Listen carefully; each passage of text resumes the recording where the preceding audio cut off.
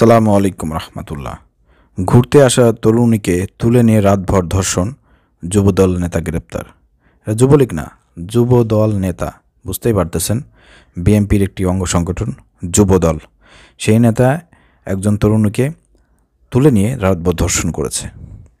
এখন সেই যুবলীগ ছাত্রলীগদের ধর্ষণ লীগ বলা হতো, এখন কি আমাদেরকে এই যুবদল কেউ ধর্ষণ যুবদল বলা হবে কিনা, এটা কিন্তু এখন প্রশ্ন উঠতেছে সবার পক্ষ থেকে।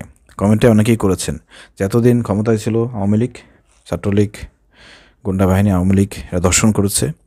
এখন যেহেতু তাদের উৎখাত হয়েছে, এখন হচ্ছে ছাত্রদল, যুবদল, বিএনপি, তারা বিভিন্ন রকমের অপকর্মে, চাঁদাবাজি, লুটপাটে তারা আজকে ব্যস্ত। এই জন্য দেশের জনগণ যেটা বলতেছে যে আমরা এক ফ্যাসিবাদকে উৎখাত করেছি, আর নতুন কোনো ফ্যাসিবাদকে আমরা দেখতে চাই না।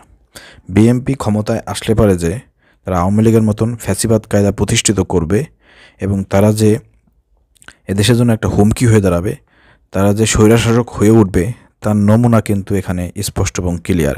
বিভিন্ন জায়গা জামাত শিবিরের সঙ্গে বিএনপি খুব খারাপ আচরণ করতেছে, পাওয়ার খাটাচ্ছে, মারামারি করতেছে, সংঘর্ষ করতেছে, ধাওয়া পাল্টা ধাওয়া, বিভিন্ন রকমের কর্মকাণ্ডে তারা আজকে লিপ্ত, শুধুমাত্র ক্ষমতায় যাওয়ার জন্য। জামাতকে তারা প্রতিদ্বন্দ্বী মনে করতেছে, শিবিরকে তারা প্রতিদ্বন্দ্বী মনে করতেছে, যে জামাত শিবির থাকলে হয়তো তারা ক্ষমতায় যেতে পারবে না। ইতিমধ্যেই জনমত গঠন করেছে অনেক সাংবাদিকরা, অনেকেই ফেসবুকে পোস্ট করেছে, পিনাকি, তারপরে কনক সরোয়ার, খালেদ মহিউদ্দিন। সেখানে জনমতে যেটা উঠে এসেছে যে বেশিরভাগ মানুষ জামাত ইসলামীকে ক্ষমতায় দেখতে চায়। তো এইসব শোনার পরে বিএনপি অনেকেই তাদের মাথা খারাপ হয়ে গেছে, তারা উল্টাপাল্টা বক্তব্য দেয় জামাত শিবিরের বিরুদ্ধে। প্রিয় দর্শক, এখানে যে সংবাদটি, আসলে এই সংবাদটি মেনে নেওয়া যায় না। যে ফ্যাসিবাদ উৎখাত হয়ে গেছে, আওয়ামী লীগ ছাত্রলীগ সব নিষিদ্ধ হয়েছে, এখন তো ধর্ষণ করার মতন কোনো লোক হয়তো নাই বাংলাদেশে। কিন্তু দেখেন, যুবদলের এক নেতা এই কামটা ঘটাইছে। সে মনে করছে যে এখন তো আর আওয়ামী লীগ নাই, এখন তো আমরা গর্ত থেকে বের হয়ে আইছি, ওপেন, সব ক্ষমতা আমাদের, থানায় থানায় আমাদের লোক আছে, সব ক্ষমতা তো আমাদের। এখন যদি ধর্ষণ করি কোনো সমস্যা হবে না। অন্তর্বর্তীকালীন সরকারকে বলতে চাই, যারা এই দেশে এই ধরনের কাজ করবে, সে যে দলের লোকই হোক, কঠিন শাস্তির আওতায় আনবেন। ঠিক আছে, ঘটনাটি কোথায় ঘটছে একটু আমি আপনাদেরকে বর্ণনা করব। বৃহস্পতিবার 22 নভেম্বর সকালে বিষয়টি নিশ্চিত করেছেন মেট্রোপলিটন কোতোয়ালি থানা মডেল থানার ভারপ্রাপ্ত কর্মকর্তা ওসি মিজানুর রহমান। এর আগে বুধবার 20 নভেম্বর 25 নম্বর ওয়ার্ড রূপাতলি এলাকায় অভিযান চালিয়ে তাকে গ্রেপ্তার করা হয়েছে। এই সময় জিম্মি তরুণীকে উদ্ধার করা হয়। ঠিক আছে, তরুণীকে আটকে রাতভর ধর্ষণের ঘটনায় ইমরান আলী শোভন নামে এক যুবদল নেতাকে গ্রেপ্তার করেছে পুলিশ। বৃহস্পতিবার 22 নভেম্বর সকালে বিষয়টি নিশ্চিত করেছেন মেট্রোপলিটন কোতোয়ালি থানা মডেল থানার ভারপ্রাপ্ত কর্মকর্তা ওসি মিজানুর রহমান।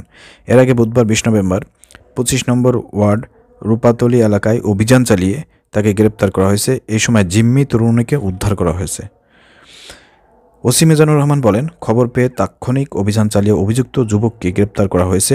এই ঘটনায় আরও কয়েকজন জড়িত ছিল বলে প্রাথমিক তদন্তে উঠে এসেছে। তাদের গ্রেপ্তারেও পুলিশি অভিযান অব্যাহত আছে। তিনি বলেন, ভুক্তভোগী তরুণী বাদী হয়ে থানায় মামলা করেছেন। তার ডাক্তারি পরীক্ষার জন্য ওসিসিতে পাঠানো হবে।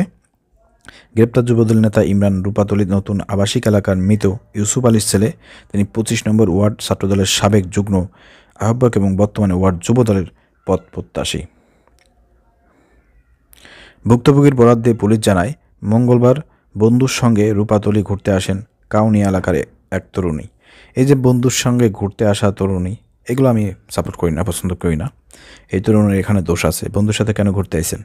পরিবার থাকতো, ফ্যামিলি থাকতো, আত্মীয় স্বজন, মাহরম পুরুষ যারা ছিল তাদের সঙ্গে আপনি ঘুরতে আসতেন। এখানে বন্ধুর সাথে ঘুরবার আইছেন। তাদের দুজনকে রূপাতলী থেকে জিম্মি করে যুবদল নেতা ইমরান ও তার সহযোগীরা। সেখান থেকে নিয়ে ইমরানের একটি বিশেষ কক্ষে আটকে রেখে রাতভর ওই তরুণীকে ধর্ষণ করা হয়। ঘটনা এরকমই ঘটছে বিভিন্ন এলাকায়। দেখেন না, কিছু নেতা সারা বাংলাদেশে ধরেন যে বিএনপি, ছাত্রদল, তারপরে যুবদল, এরাই নেতা, এসব পোলাপানি সব দিকে ছড়াই ছিটাই আছে। তো কোনো এলাকাতে, ওদের এলাকাতে হয়েছে ওই মেয়ে আর ছেলে আইসে ঘুরবার, কট খেয়ে গেছে, পোলাপানাতের কট খেয়ে গেছে, ফিটিং খায় না। শোনেন আপনারা, সারা বাংলাদেশে বিভিন্ন জায়গায় ছাত্রলীগ, যুবলীগ আগে ফিটিং খাইতো, ধরে ছেলে মেয়েদেরকে ধরে মেয়েকে হেনস্থা করতো, শারীরিক নির্যাতনও করতো, ধর্ষণও করতো বিভিন্ন জায়গা। এগুলো ধামাচাপা পড়ে যাইতো, এগুলো মিডিয়া আসতো না। তো ঘটনাটা কিন্তু এইভাবেই করছে। ছেলে মেয়ে দুজন ঘুরবার গেছে, তখন হাতে নাতে ধরা পড়ছে। পরে ধরেন যে তাদেরকে হয়তো ধরে নিয়ে তাদেরকে ভয় ভীতি দিয়ে ওইখান থেকে তুলে নিয়ে গেছে। নিয়ে যায় ধরেন যে বিশেষ কক্ষে মেয়েকে আটকাইছে আর ছেলেকে আলাদা রাখছে। মেয়েটাকে আটকায় ধরেন যে ওইখানেই ধরেন যে এই হারামজাদারা এই ধরনের আকাম করছে।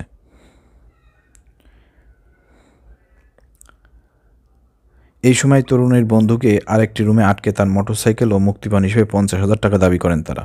এছাড়া তাকে বেধড়ক পেটানো ইমরানের 4 জন সহযোগী। বুধবার সকালে মুক্তিপণের টাকা ম্যানেজ করার কথা বলে বের হয়ে কোতোয়ালি থানায় গিয়ে বিস্তারিত জানালে পুলিশ অভিযান চালিয়ে ওই যুবদল নেতাকে গ্রেপ্তার করে পুলিশ।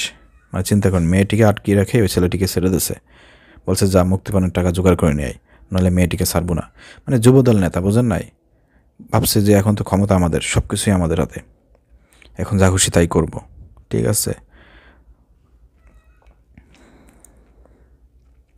উল্লেখ্য, ইমরানের বিরুদ্ধে রূপাতালী এলাকায় ব্যাপক চাঁদাবাজি, শ্রমিক মারধর করার মতো অভিযোগ আছে।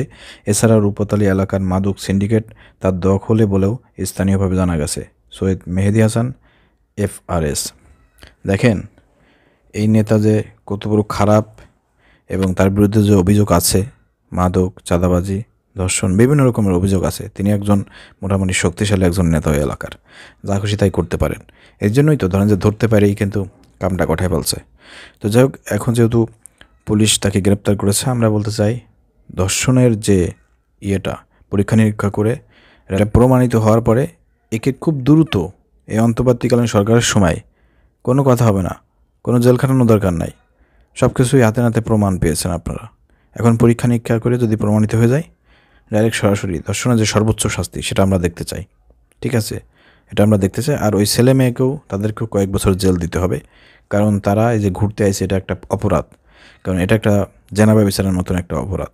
তারাও এখানে আইছে ঘুরতে, যারা এখানে ঘুরতে এসে মেয়েটি কট খেয়েছে যে বন্ধুর সাথে, এখন মেয়ে তো ধর্ষিতা হয়েছে, এখন ওই মেয়েটির সঙ্গে ওই ছেলেটির বিয়ে দিয়ে দেওয়ার ব্যবস্থা করেন। ঠিক আছে, কারণ ওই ছেলেটির সঙ্গে ঘুরতে এসে কিন্তু মেয়েটা সর্বনাশ হয়েছে। এই জন্য আমি মনে করি যে ওই ছেলেটার সঙ্গে মেয়েটার বিয়ে দিয়ে দেন, তাহলে মেয়েটির জীবনটা হয়তো বাঁচবে, পরবর্তীকালে সংসার করে জীবন পরিচালনা করতে পারবে। কি বলেন আপনারা, কি আমার এই কথার সঙ্গে একমত? একমত থাকলে কমেন্টে একটু জানাবেন প্লিজ। আর এখানে বিএনপির বিষয়ে একটু বলি। বিএনপির এই এক নেতা এই কর্মকাণ্ড ঘটাইছে, এরকমের নেতা বাংলাদেশে বহুত প্রান্তে প্রান্তে, ওয়ার্ডে ওয়ার্ডে আছে, যেটা বলার অপেক্ষা। তারা শুধু সুযোগ এবং সময়ের জন্য অপেক্ষা করতেছে কখন বিএনপি ক্ষমতা আসবে। এই জন্য তো নির্বাচনের জন্য পাগল হয়ে গেছে তারা বুঝে গেছে যে এখন নির্বাচন দিলে তারা ক্ষমতায় আসবে। আর ক্ষমতা আসার পরে ধরুন যে এই ধরনের অসৎ দুশ্চরিত্র লোকজন তো বিভিন্ন জায়গার নেতা হিসেবে আছেই, তারা ধরুন যে সুযোগ পেয়ে যাবে দর্শন, গুম, খুন, হামলা, চাঁদাবাজি, রাহাজানি, এমন কোনো অপকর্ম নাই যে আওয়ামী লীগ ছাত্রলীগ করছে সেটাই বিএনপির লোক করবে না। অবশ্যই এটা করবে, এবং এটা ঠেকানোর মতন বিএনপির সাধ্য নাই, কারণ তাদের দলের সিস্টেম যেটা, এই সিস্টেমে নেতাকর্মীদেরকে দমিয়ে রাখা, নিয়ন্ত্রণ করা, এটা পসিবল না। এটা জামাত শিবির না, এটা চারিত্রিক গুণাবলী শিক্ষা দেওয়া হয় না, এখানে ইসলামী আদর্শ শিক্ষা দেওয়া হয় এইসব দলে। অতএব এইসব দল, ওই আওয়ামী লীগ বলেন, বিএনপি বলেন, সব একই রকম, এক থালার এপিট ওপিট। ঠিক আছে, তো দেশের জনগণকে চিন্তা করতে হবে, ভাবতে হবে যে আগামীতে কোনো ফ্যাসিবাদকে ক্ষমতায় আসতে দিতে চাই কিনা। এই জন্য জনগণকে কঠিন সিদ্ধান্ত নিতে হবে। আপনারা কি আবার সেই স্বৈরশাসকের ফাঁদে পড়তে চান? যদি পড়তে না চান, তাহলে দেশে ইসলাম প্রতিষ্ঠার জন্য যারা কাজ করতেছে, কোরআনী শাসন কায়েম করার জন্য যারা কাজ করতেছে, যারা দিনদার, সৎ, যোগ্য, আদর্শবান ব্যক্তি আছে, যারা পরীক্ষিত, তাদেরকে ক্ষমতায় আনুন। আশা করি বুঝতে পারছেন। ধন্যবাদ। আসসালামু আলাইকুম রহমতুল্লাহ।